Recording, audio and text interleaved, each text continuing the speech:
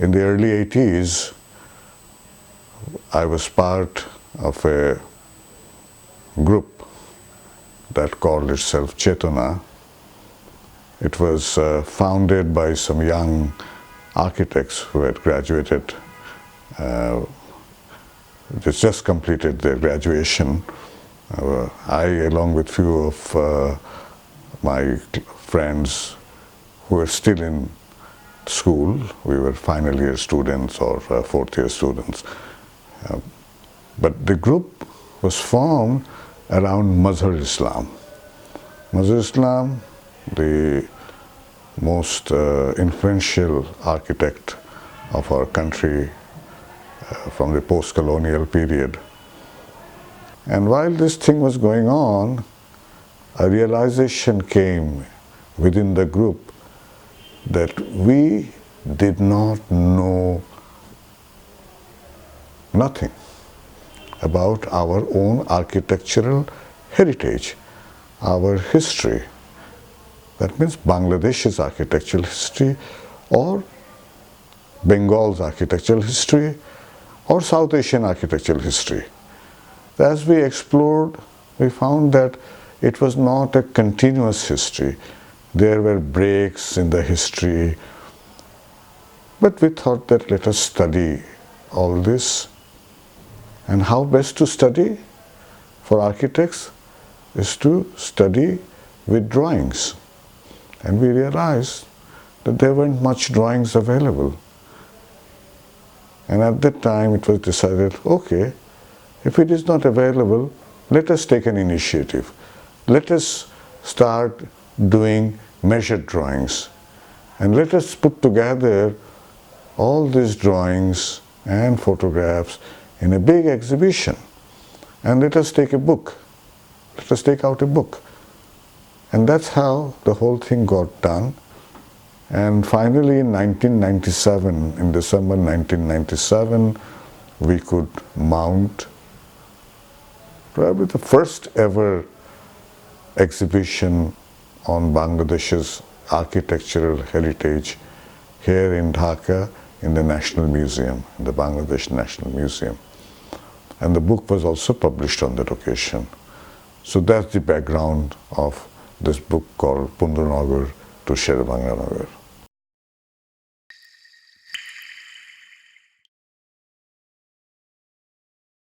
So I would say that if we look at the cover of this book, we can see four plans, four ground plans of four structures. This one is the plan of the monastery located at Paharpur. It's called Shompur Bihar. It's a monastery and a temple. And if you look here, it is a plan of this mosque, nine-dome mosque located at Bagirhat, which was also a city called Khalifatabad. And then we have a temple plan, the Kantuji temple in Dinajpur, and the plan of the National Assembly designed by Louis Kahn in the Sherebangla Nagar area. We chose these four plans more for compositional reason, because we wanted four plans based on square. So that's why it's there. But if I look at it, yes, Paharpur is definitely the most significant architectural achievement of that period. Sangsad Bhavan is the most significant architectural achievement of 20th century. But there are others also, which you can find inside in the books.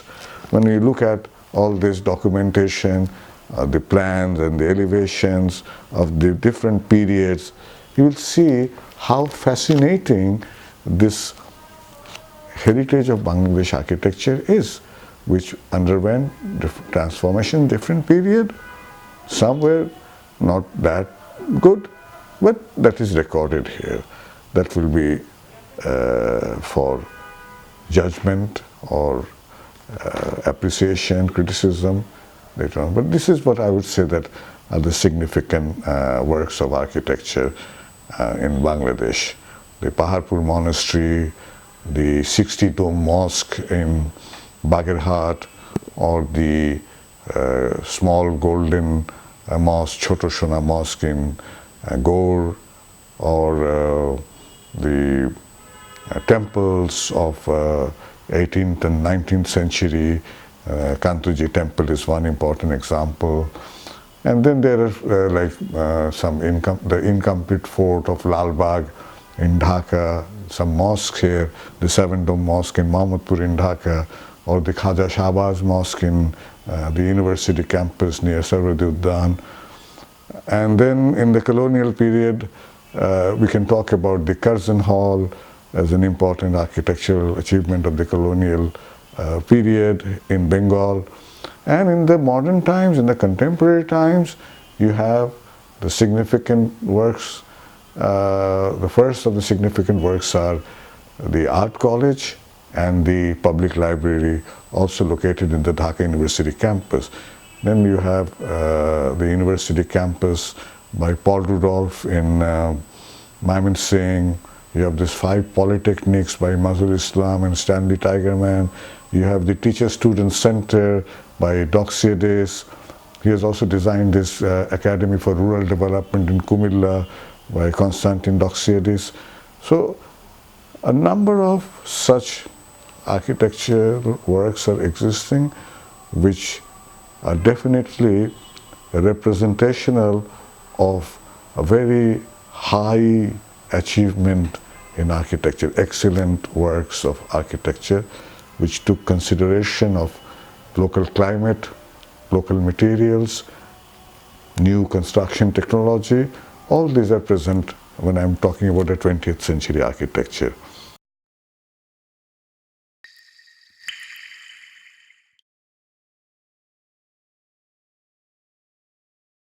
Architecture had been in a state that was developed by the colonial machinery to suit their purpose. So even in architecture, we had so much of wonderful things from thousands of years, but they were not studied in that way that they give inspiration for newer forms. Even teaching of architecture was not existing, except for 1 or 2 places, like one in Mumbai, we know about that. But in Bengal, such a big province of British India, there was no school of architecture. So you can understand the attitude of these colonial rulers, and even the buildings and other things they were constructing. So after independence, or after partition in 1947, an opportunity was presented to us to express our own culture, our own history, and our way of living in the future. And that opportunity was at least very well taken, grasped, or grabbed by one individual whose name is Mazhar Islam. Mazhar Islam is the first formally trained architect from Bangladesh in the post-colonial period. Mazhar Islam went to study architecture in America, and he got introduced to this new architecture that has emerged in the West, which was also modern architecture, because that also broke with the tradition that was there. And that architecture was also an architecture of social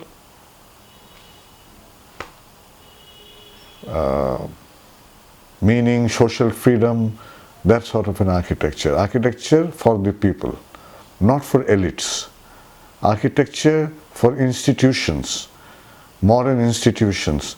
So these are the things that Mazhar Islam learned there, and he came and he started doing things, but taking into consideration the particular climate of the country, building material, tradition, culture, and he introduced a Bengali modernism. Mazhar Islam not only worked on his own, he also invited some of the leading architects of the world to come and work here. And the most notable of them is Louis Khan, who designed the National Parliament, Sherebangla Nagar, which was at that time the second capital of Bangladesh. He invited Paul Rudolph, the student of Walter Gropius, who founded Bauhaus. And then you have Stanley Tigerman, a very renowned American architect. Also, there were architects like Doxiadis, a Greek architect who designed Islamabad, and then he has designed this teacher-students center. But by the late 80s, we already had local architects coming up and doing interesting work. And of course, a bit earlier, we have works by Bashrul Haq, who has made a significant contribution through his work. But in the early 80s, we see that some young architects who were really producing very interesting contextual work where a fusion of tradition and modernity was happening and giving a very distinct identity of architecture from Bangladesh.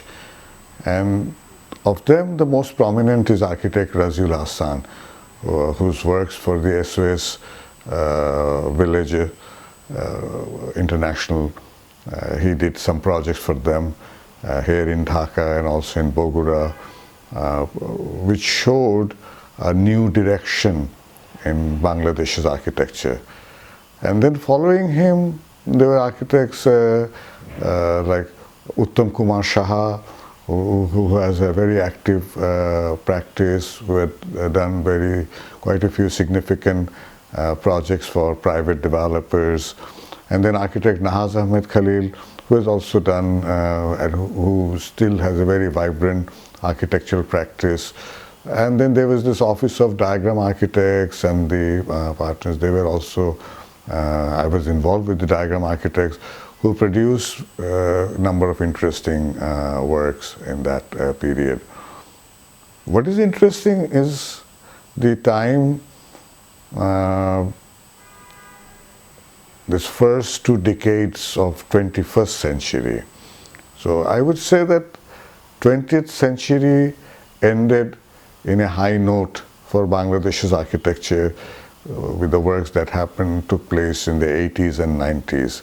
But what is quite fascinating and noteworthy that some of these works of the recent times are drawing attention from outside Bangladesh, internationally getting recognized. And I can mention about 2 architects who have taken Bangladesh's architecture to the international arena, to the global level, discussion level and consideration, publication, everything is happening there. One is Kashif Mahbub Chaudhry and the other is Marina Tabassum. Their work has, I would say that I'm very much impressed with what they're doing, their way of looking into architecture, the use of local materials and handling of space and the quality of construction, use of materials, everything is showing a very fresh approach to architecture based on local inspiration, I mean global and local both. And then there are a few others who are also coming up. So I would like to sort of end this conversation with an optimistic note that for me, Bangladesh's architectural future looks quite promising, and what we were trying to do way back in the 80s, trying to sort of trace out the roots of architectural tradition and history, document them, and inspire new architects, younger architects to take up their task in that seriousness and in a forward-looking manner. somehow these works that are getting noticed, recognized, show that some sort of a continuity is being established with our historical architecture. So that's, I would say, the success of this book lies. I mean, many people talk about this book here in home and also abroad.